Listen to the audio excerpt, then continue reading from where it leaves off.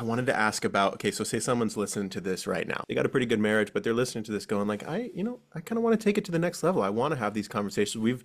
We're close, but we've never really had these deep, what do you want out of life? What do you want to accomplish together? Say one person's listening to it right now and they want to go to their husband or their wife and say, hey, I listened to this podcast. It kind of gave me some ideas. What do you think about this? What's the best approach for that conversation, would you say?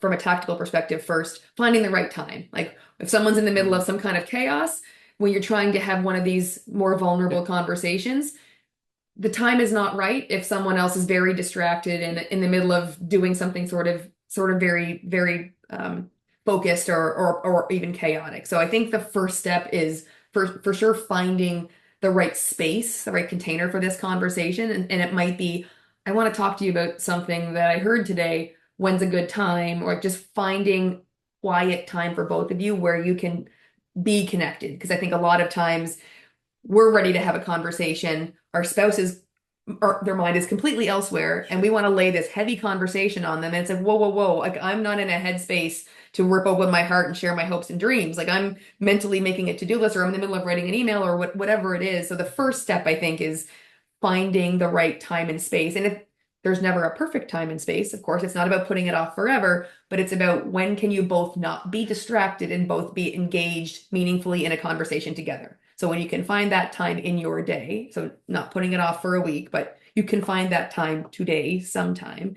then it's leading with an open heart and being specific. Like I heard this today, and this hit me because, and this is how I'm feeling about it. So speaking in specifics from the I perspective, because I think a lot of times we also sometimes have these conversations after we've gotten frustrated with something and it's becomes a lot of generalities. We never have these conversations. We never share this stuff. I always, you never.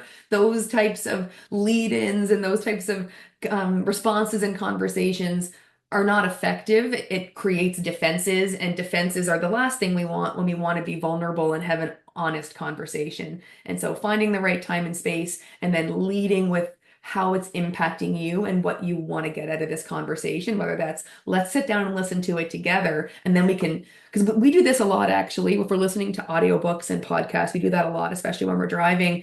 And then it's like, oh, pause, let's talk about that for a Love minute. that. And Yeah. so a lot of times it's helpful, like you got something out of this podcast. So invite your spouse along, listen to it again. Then you guys can pause together and like, this really hit me because remember when this happened? This is actually how I was feeling about that. And so maybe we could try and apply this. And then it becomes a really specific conversation because also you're coming in with that 100% responsibility mindset and not the sort of, this is your 50%, you didn't do your job, therefore I'm going to, it's if you come in with your 100% responsibility and this is how I'm feeling and this is what I think I need to do to show up the best in our marriage and it would be great if you could help me, like having those conversations and pausing through this podcast and having those conversations together, I think that would be really effective.